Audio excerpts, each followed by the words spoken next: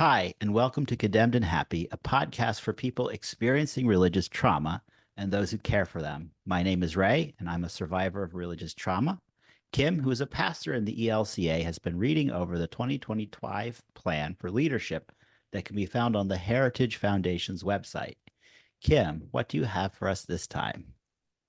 Hi, Ray. This week's reading is the foreword of the Heritage Foundation's Plan for Leadership 2025.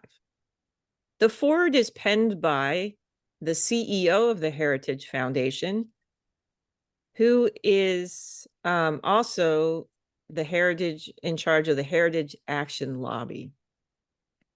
The first thing I want to say is I question his credentials and the academic, quote unquote, academic institution that gave them, because I find that anyone who claims to have an American PhD in American history should know how to use the word totalitarianism properly, and he does not.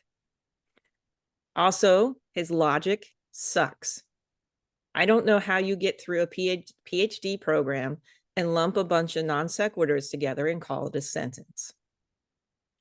I also don't know how you manage to state wildly suspicious statistics without footnotes and have a PhD.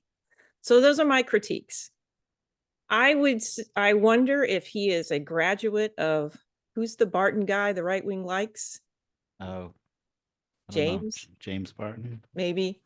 Anyway, who's not an accredited historian, but he gets to be the history author of all the Christian nationalism stuff put out by many of the homeschooling networks and most popular homeschooling curriculum for high schoolers. What was his name? David Barton. David Barton. He is not an accredited historian. He does not know what he's talking about. He is ignoring 90%. Okay, I made that up, but he's ignoring most of US history. No real American historian would agree with David Barton. He's been laughed off the stage, I think, on Colbert once. Like before Colbert was Colbert, like when he was his other thing. And he was his right-wing satire. Yeah, when he was the right-wing cat. Yeah, I seriously question his credentials. For example, on page 1, he states, "Look at America under the ruling and cultural elite today. Inflation is ravaging family budgets. Drug overdose death continue to escalate, and children suffer the toxic normalization of transgenderism, with drag queens and pornography invading their school libraries." This is what I mean by a sentence that has non sequiturs in it. First of all, drag queens and pornography are not the same thing, and they are not invading school libraries. If you want to take your child to a public library for drag queen story time, that is not the same as a school library. And as a parent, you choose to take them. This is not, public schools saying we're going to invite a drag queen in to read to your children. I've read to my children in kindergarten, and every parent had the opportunity to read to their children. I did not show up in drag because that's not my thing. But if someone had, no big deal. They're a parent. They're allowed to do that, in my opinion. But I digress. So let's get a little bit more into the weeds on this. Overdoses have been a problem for decades, under 45 and before 45's administration. Inflation is because of the COVID pandemic and corporate greed. And the pandemic was something that the previous administration mismanaged, but these are not related to each other. This part of the sentence is a classic comparison in apples to oranges. Then he labels transgenderism normalization as toxic. Again, logically, these things are not connected. What does inflation have to do with transgender youth? And what definition does he have for pornography? No one is showing explicit sexual material to young children. A drag queen is not pornographic. What is really sad here is the danger that his promise to America has for children who are different. We know that transgender youth and gay teens are at the highest risk of suicide because they are more often bullied. So how can it be toxic to normalize their expression of themselves? And it gets worse, he claims, quote, contemporary elites have even repurposed the worst ingredients of the 1970s, and here he has a quote, radical chic, end quote, to build the totalitarian cult known today as, quote, the Great Awakening, out of quotes, end quote. If you have an American history PhD, you should know how to use the freaking word totalitarianism correctly. I have a bachelor's of arts in history, and I know this word, and he is not using it correctly. Now, as you may remember, because I tell you all the time, as a history major in college, I studied with an expert in the Holocaust on the Nuremberg trials. So to hear this right-wing misdefined totalitarianism, it really irks me. Ray, can you give the dictionary definition of totalitarian? Sure. So the Merriam-Webster's dictionary definition of totalitarianism is one, centralized control by an autocratic authority. Two, the political concept that citizens should be totally subject to an absolute state authority. Exactly. How is being woke and allowing transgender people to exist without being harmed by others a totalitarian regime? How is that? It doesn't make sense. Freedom to exist is what we all treasure. I feel like the right wing is blind to reality. Telling someone you cannot bully a transgender child is not totalitarianism. It's giving people equal treatment under the law. We cannot be a free society if some people have more rights than others. Do you have any insights into why the right calls freedom and equity totalitarianism or fascism? Because they have equated freedom, the idea of being an absolute dick to other people. Freedom means being an asshole to my neighbor who I don't agree with and ruining their life. And if I don't have that freedom, what good is freedom? Well, does any of this have to do with this idea that you have to submit to God under that hierarchical thing, that umbrella of hierarchy? There is definitely some of that like they will twist freedom to mean submission to others. But And that's not freedom. no, That's I mean, slavery. yeah. So if you're trying to put rose-colored glasses on the idea of living a very rigid, religiously dominated, legalistic life, the story that they tell around that to justify living such a repressed life is that there's freedom in it, that you're truly experience freedom by only wearing repressive old style clothes or by giving 10% of your before tax income to the church or by not doing all the things that you may want to do. They have married the idea of sacrifice and giving up, of denial of oneself, to the idea of freedom, very much in a way that like someone would say that they're happy in an unhappy marriage.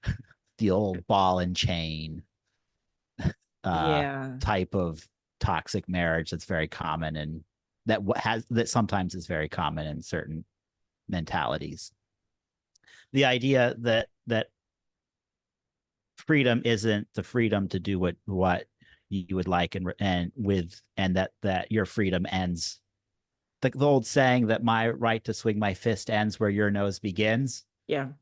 it doesn't really equate to them. It's like freedom is living my miserable life and keeping everybody miserable like me. So I think there's a modern term for that, which is Masochism? masochism is maybe equated masochism with freedom. I mean, there's it's this bizarre attempt to define evil thing, or like if you want to choose to live a repressive a religiously controlled lifestyle, by all means, but they want to force that on others, and Right. maybe they have found freedom in living a simpler, less complicated life by living life by black and white. Maybe that's they have found freedom through that, but that doesn't mean they need to apply that worldview to everybody. Well, and And that's, to me, I don't find freedom in thinking black and white in no, absolutes. yeah, Because compassion then has no room. yeah. You when you start thinking about Christian ethics and compassion, all kinds of possibilities open up. And you can't just look at one person and say that person is X, Y, or Z, and therefore they're I, bad. I, yeah, I think there's an attempt in which they define freedom as coming from God, Mm-hmm. and you're only having freedom by submitting to God. Which, if you want to call that as your religious view, that's great, but that's not political freedom. That's not legal Right. freedom. That is a religious concept. Right. And have fun with your beliefs, but please don't force them on me. Exactly. Exactly. So when we get to the next sentence in this paragraph, he states, and this I'm quoting him, most alarming of all, the very moral foundations of our society are in peril, end quote. And I wonder what he means by this. Is it right to treat people as less than? Is he supporting patriarchy and white supremacy? Is he trying to say his faith is not allowed to be practiced? He doesn't define what he means by these phrases, and that disturbs me. Yes, some of our founders were slave owners, and we fought a war to end slavery. So is he saying he wants to go back to that? Most people today find slavery immoral. Or is he upset about the social pushback against patriarchy? Again, from a psychological point of view, patriarchy is harmful to women and children. Or is he trying to say that he should have the right to impose his religious beliefs on others? I really get frustrated by Christians in this nation complaining that they are being persecuted. My bishop recently returned from a trip to Israel and Palestine. One of the pastors he met with there was prevented from going to his church in Jerusalem for 4 months. He couldn't go to work. He couldn't go see if the church was okay. He couldn't tend to his community. Because of the nationality of his wife, she is on house arrest. She can't leave the home. So Christians in the Holy Land have felt real pressure to leave. The Melkite Church, which is the oldest form of Christianity in the Holy Land and started in the 1st century AD, has been a witness to Christ since the very beginning. But these last months have made it nearly impossible for priests, for pastors, and other parishioners to live in the Holy Land. When people cannot go to their place of worship because the government prevents them from doing so, that is persecution. But when people tell you to stop pushing your religion onto them, that is not persecution. It is accountability. Again, what are we about in this country? Are we about equity and equality and freedom for all? Or does this only apply to a select few? If a select few, that is not democracy or freedom, that is oppression. What else does he say? On page 3, we have the agenda. They plan to have this ready to go on day 1 of the next president's term. Here's their plan. Restore the family as the centerpiece of American life and protect our children. Dismantle the administrative state and return self-governance to the American people. So number 3, defend our nation's sovereignty, borders, and bounty against global threats. And number 4, secure our God-given individual rights to live freely what our Constitution calls the blessing of liberty. And that's in quotes.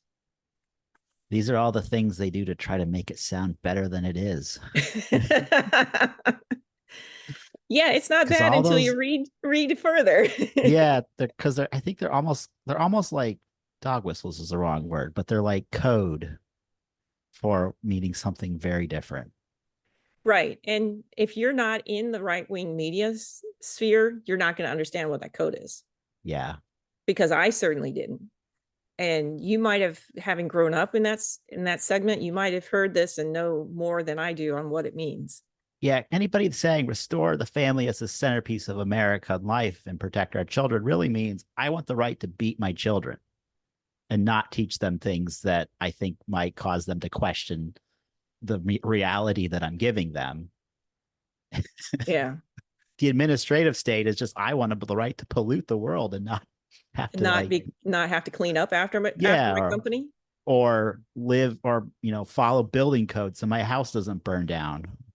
Like yeah, it's you know it's big words made to try to sound better to what the ultimate goal, which is I want the right to force to live unsafely and force that on others.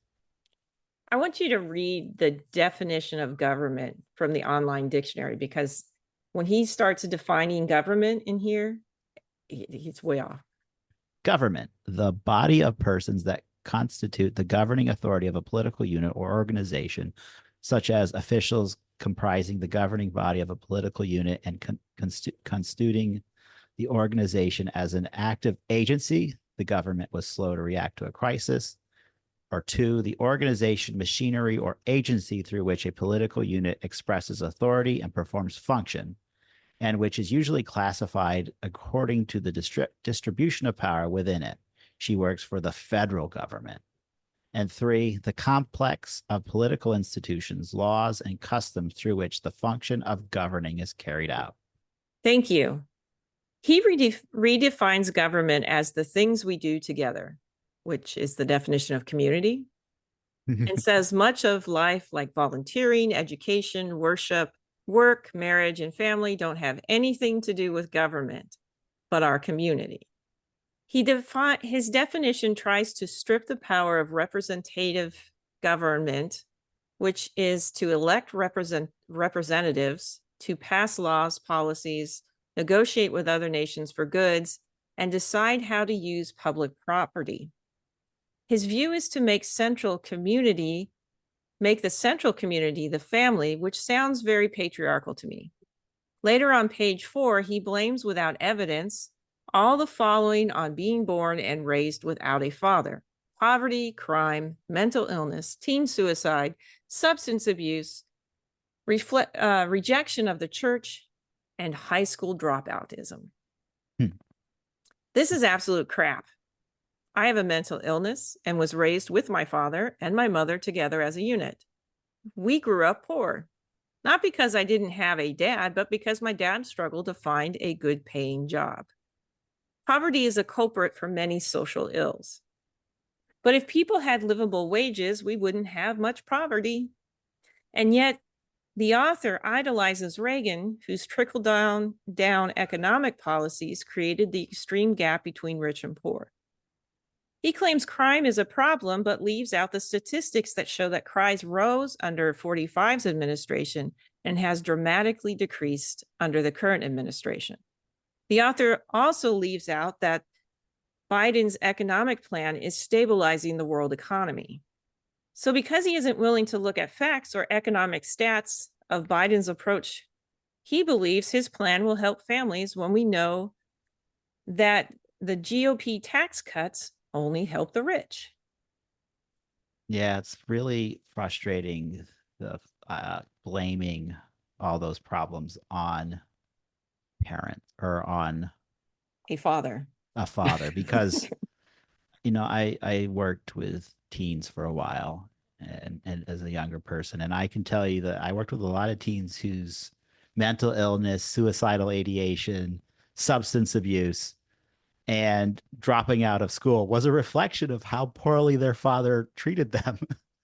Yeah, most of this stuff is actually because of trauma, childhood trauma that is unresolved. Yeah. And so, I mean, having two parents is great, but it doesn't there's not a correlation here or a causality really Right. I mean they can be they go it can go both ways. You Right. can Well, have a if you great parent, single you can have a great single parent, you can have great two parents, you can have terrible single parents, terrible both parent. Like it is one they're not indicative of each other. right. I had good parents, I thought. You know, I've again having raised a child with who was traumatized by her birth parents and seeing the results of childhood trauma and how long it takes for a kid to overcome that, which is their entire childhood. I can tell you that this is absolute crap. It's a Yeah. nice myth. Yeah. Let's just blame it on single moms because they're a minority, they're easy to blame on. But let's be honest, you know, coming to terms with trauma is hard work. Yeah. And there's a lot of people I've met in workplaces and I've known from other areas of life who have a lot of unresolved trauma in the workplace and they're not doing a damn thing about it. And Yep. it makes the workplace very hard. Yeah. It's really frustrating too because you know, dog whistles or let's point the problem at something that isn't the actual cause for the problem means your solutions have aren't fixing the problem. In fact, they're Yeah. creating more harm than they're solving. If you can't really narrow it down and understand what trauma does to a society, what the lack of resources do to young people, you're not going to fix the problems. The blaming all of those issues on kids being raised without a father is often something that this group of people does as a way to be racist, and it's a very terrible way to be racist because it's the policies that created those from our government that created that Right? Like just the the fact mass incarceration the of massive African American men yeah that created that, and then they like to then turn around and blame the thing that that is a our pro laws that did.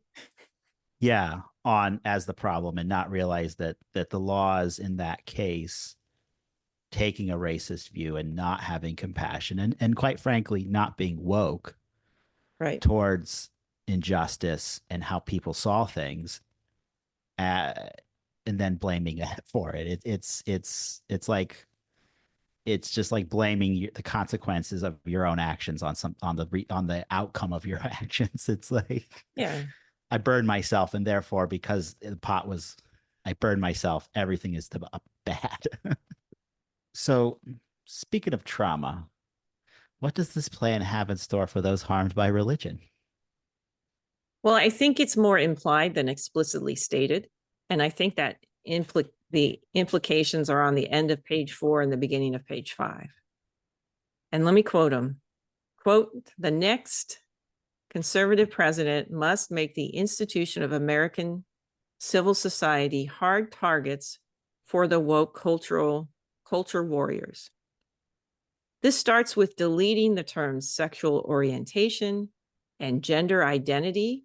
And here he has in parentheses with a quote, SOGI, end quote, and parentheses, diversity, equity, and inclusion. And then in parentheses, DEI, end quote, or end parentheses, gender, gender equality, gender equity, gender awareness, gender sensitive, abortion, reproductive health, reproductive rights, and any other term used to deprive Americans of their First Amendment rights out of every federal rule, agency regulation, contract, grant regulation, and piece of legislation that exists. End quote. So, just so you know, because again, we can't post this as a podcast. This is one sentence and it's like 5 long lines long. Thank you for listening to this segment in our ongoing series on Project 2025. Your feedback is always welcome. You can reach us at condemnedhappy@gmail.com.